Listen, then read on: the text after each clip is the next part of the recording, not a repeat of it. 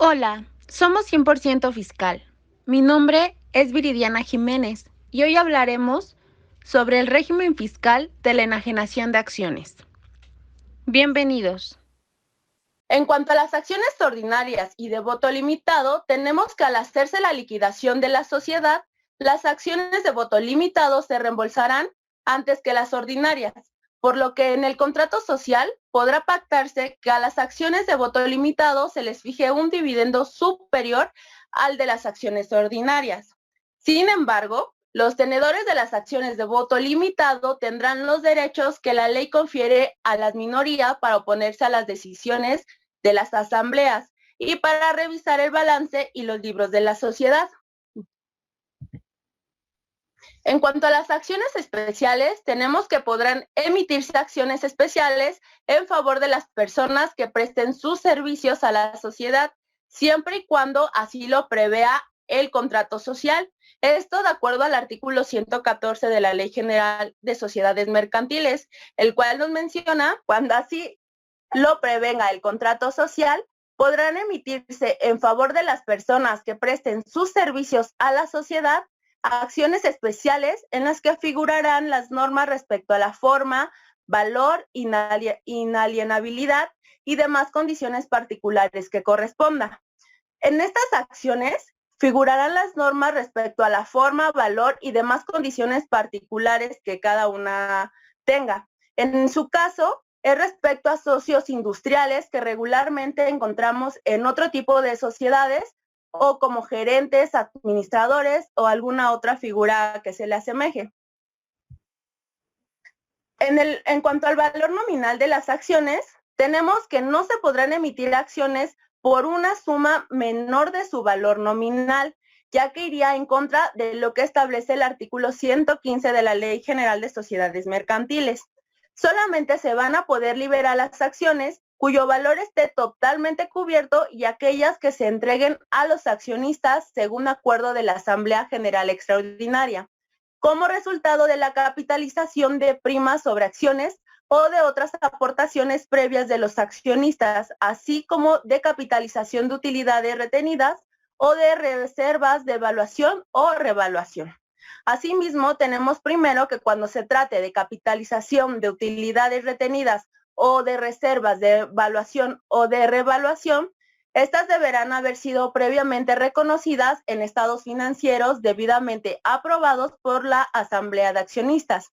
Y segundo, en el caso de la reserva de evaluación o de revaluación, estas deberán estar apoyadas en avalúos efectuados por evaluadores independientes autorizados por la Comisión Nacional de Valores, instituciones de crédito o corredores públicos titulados.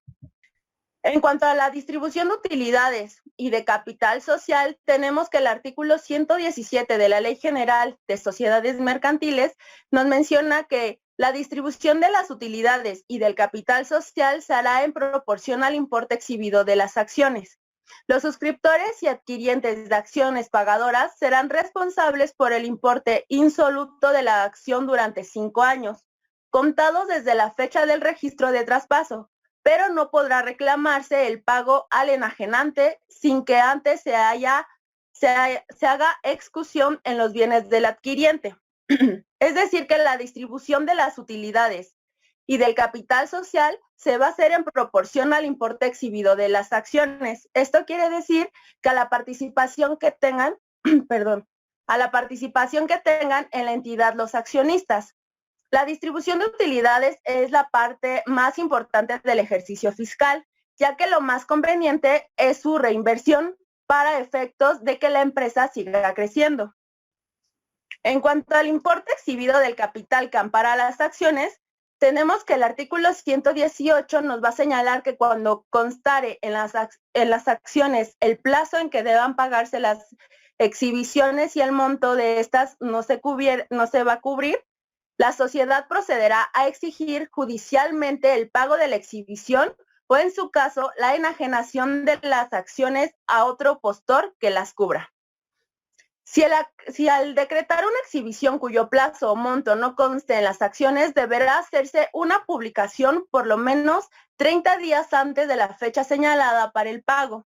en el periódico oficial de la entidad federativa a que corresponde el domicilio de la sociedad. Si se enajenan las acciones, deberá llevarse a cabo mediante corredor titulado y se debe expedir nuevos títulos o nuevos certificados provisionales que van a sustituir a los anteriores. En el caso de que se lleve a cabo la enajenación y si excediera el pago de la exhibición decretada, se cubrirá también los gastos de la venta y los intereses legales sobre el monto de la exhibición. Asimismo, el remanente se va a entregar al antiguo accionista si lo reclamara dentro de un plazo de 1 año. Esto contado a partir de la fecha de la venta. Y si en el plazo de 1 mes a partir de la fecha en que se debiera haber hecho el pago de la exhibición y no se hubiera iniciado la reclamación judicial o no hubiera sido posible vender las acciones a un precio que cubra el valor de la exhibición, se va a declarar extinguida aquella y se va a proceder a la consiguiente reducción del capital social. En cuanto a los copropietarios de las acciones, el artículo 122 de la Ley General de Sociedades Mercantiles nos menciona que cada acción es indivisible y en consecuencia, cuando haya varios copropietarios de una misma acción, se nombrará un representante común y si no se pusieran de acuerdo, el nombramiento será hecho por la autoridad judicial. El representante común no podrá enajenar o gravar la acción, sino de acuerdo con las disposiciones del derecho común en materia de copropiedad. En el caso de que existan varios propietarios de una misma acción, como esta va a ser indivisible, todos nombrarán a un representante común y si no se pusieran de acuerdo, como lo menciona el artículo, el nombramiento lo llevará a cabo una autoridad judicial. Ahora, en cuanto a los intereses generados por las acciones, tenemos que en un periodo que no exceda de 3 años a partir de la fecha de emisión de las acciones, el artículo 123 establece que se tendrán derecho a cobrar intereses que no excedan del 9% anual, intereses que se cargarán a gastos generales. Sin embargo, la disposición fiscal considera esto como un dividendo y por lo tanto se debe pagar impuestos sobre la renta. Ahora, para el registro de las acciones por parte de la sociedad anónima, tenemos que las acciones de la sociedad anónima deben contener lo siguiente. Primero, el nombre, nacionalidad y el domicilio del accionista. Segundo, el monto del capital exhibido. Y tercero, las transmisiones de acciones en caso de prescripción. Los accionistas van a tener derecho preferente en proporción al número de sus acciones para suscribir las que se emitan en caso de aumento de capital social. Este derecho debe ejercitarse dentro de los 15 días siguientes a la publicación en el periódico oficial del domicilio de la sociedad, del acuerdo de la asamblea sobre el aumento del capital. Asimismo, no se podrán emitir nuevas acciones, sino hasta que las precedentes hayan sido íntegramente pagadas, como lo hemos venido mencionando.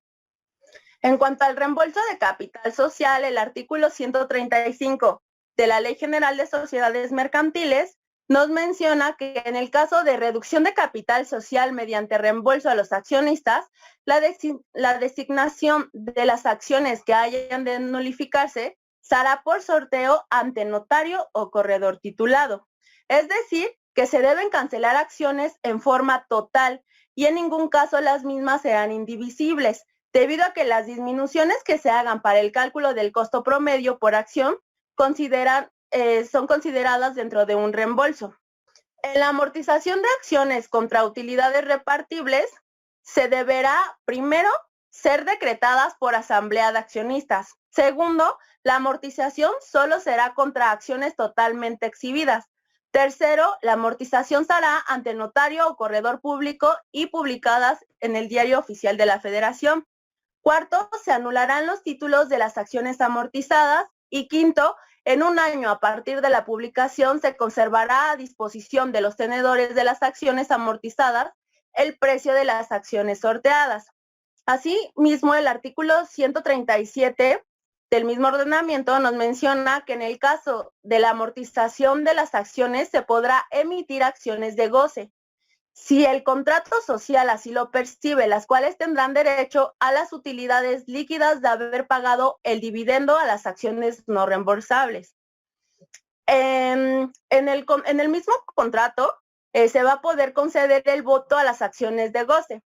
Cuando se dé la liquidación, en el caso de las acciones de goce, se concurrirá con las no reembolsadas en el reparto del haber social después de que se haya sido íntegramente reembolsadas. En cuanto al bono, a los bonos del fundador, tenemos que en este caso también se expedirán certificados, los cuales tendrán características parecidas a las acciones, pero que de una forma u otra no son muy comunes y se pueden utilizar para llevar a cabo la implementación de un aumento y reducción de capital. Muchas gracias por su atención. Cualquier duda o aclaración, escríbenos en nuestras redes sociales. Capacitando para el futuro.